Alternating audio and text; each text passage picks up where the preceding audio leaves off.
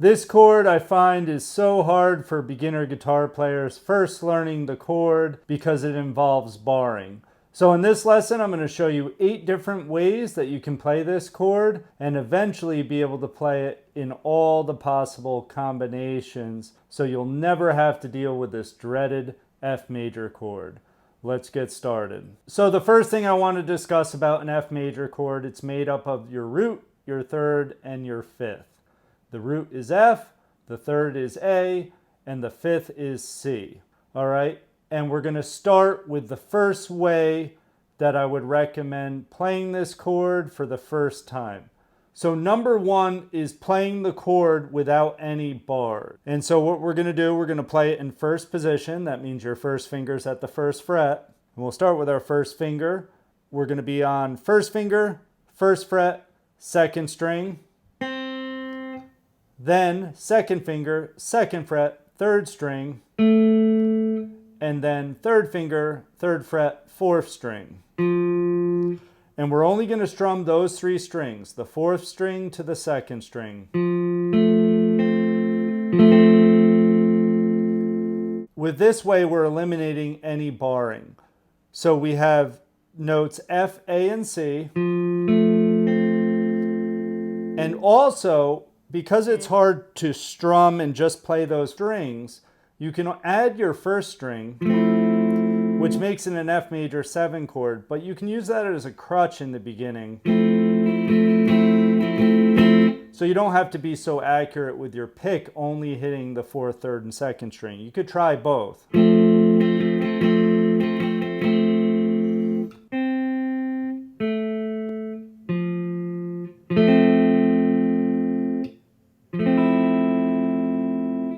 The second way to play the F chord is with the bar. So once you get this fingering down, one thing you can do is take your first finger and kind of roll it. A common thing where you roll your finger down and then you have the bar. Now you're going to be playing preferably on the left side of your finger. So by playing on the left side of the finger, it's more bony there, you'll get a better sound. And that's the way to do it with the bar. So you're barring 2 strings at the first fret, the first and second string. Then you're using your second finger on the second fret of the third string and third finger on the third fret of the fourth string. Now, if that's too tough, what happens is guitarists will do that, and a lot of my students in the past, they'd get this sound. Because you have to be on your fingertips with 3 and 2, and your 1 has to be flat. Notice I'm keeping my elbow in. You want to be on an angle. And in the close-up that I'll show you in a second, you'll see that angle where your fingers are kind of at 45-degree angles. So by doing that, you can actually get the preferred sound.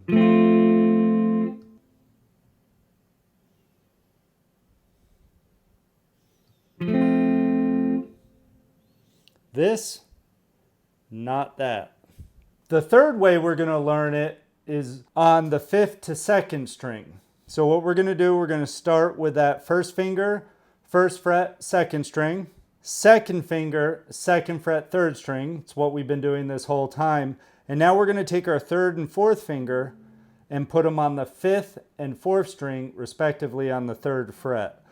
And we're going to strum from strings 5 to 2.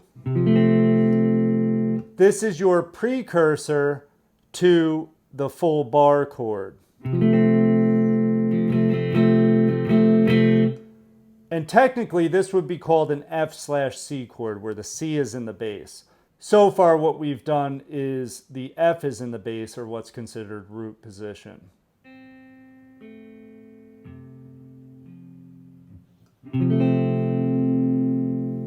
Now the fourth way, we're going to do the full bar. So we have that shape we just did, the F/C chord, and we're going to take off our first finger and we're going to bar it all along all 6 strings. And strum all 6 strings. This is easy in the right hand because when we strum, we don't have to worry about being accurate. We just strum all 6 strings.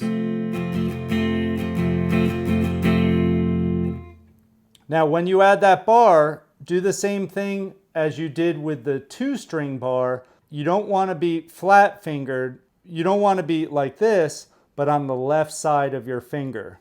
And also another thing is the tension, your finger can be shaped like a C. The tension needs to be on the 1st, 2nd, and 6th string, but the 5th, 4th, and 3rd string can be muted because they're being blocked by these frets that are higher up. So the desired result is to get a full sounding chord where every note comes out clear.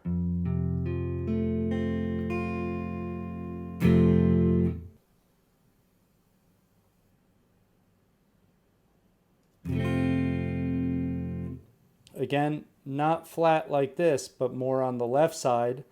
Fingers like a C, where the notes that you need to sound are clear, but those middle notes don't have to be, because these fingers are taking care of it. The 5th way is to do a D shape. So if you already know your D major chord down here, you're in the 2nd position. It's very easy. You just move it up to the 5th position and strum those strings 3 through 1, and then you have it. But I'm going to go over how this works, and we'll start in the 5th position.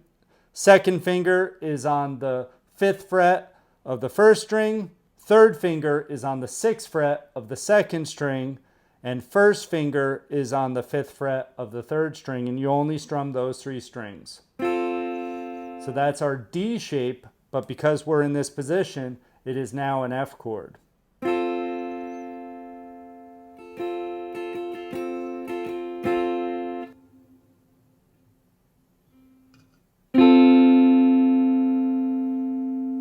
The 6th way to play this chord is still in the 5th position, but we're going to be on lower strings. We're going to put our 1st finger on the 5th fret of the 3rd string. We're going to put our 3rd finger on the 7th fret of the 4th string. And then we're going to put our 4th finger on the 8th fret of the 5th string. And we're going to strum those 3 strings, strings 5 to 3.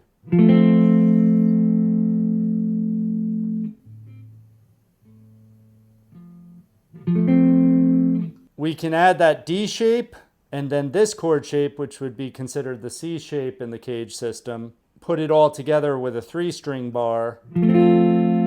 That chord's a little tough. I'm not going to worry about that too much in this lesson. You can do that. There's so many different possibilities. So the 7th way is the 10th fret bar, where we just bar 3 strings, the 4th through the 2nd string at the 10th fret, and we could just use our 1st finger. Very simple, and we just strum those 3 strings. C is in the bass, like earlier, where it's considered an F/C chord. It's an inversion. I don't need you to worry about the theory on that.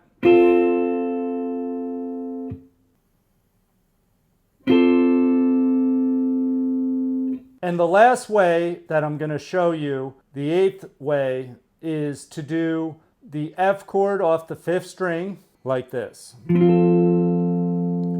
So it's like the previous where we barred with our 1st finger, but instead now we use our 3rd finger. And so that's barred, and that can be flat. That doesn't have to be on the left side. That's hard to do. And then our 1st finger goes to the 8th fret on the 5th string, and we strum strings 5 to 2.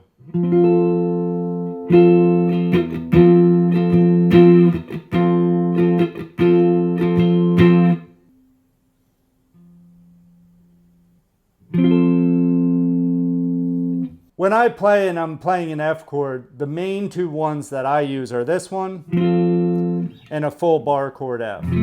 But it depends what I'm playing. So sometimes I'll use the smaller F, the F major 7. Sometimes I'll use the C/F here. I'll use all the chord shapes I just showed you, all 8 ways. And there are more to do, But I hope this really gives you some insights on ways to play an F chord. When you're starting to learn an F chord and you think that this is the only way with a bar, it's not. Learn all these, figure out which ones are your easiest, and use them as your F chord to start, and then eventually learn them all. Also, a couple reminders. If you want free chord charts, check out the link in the description.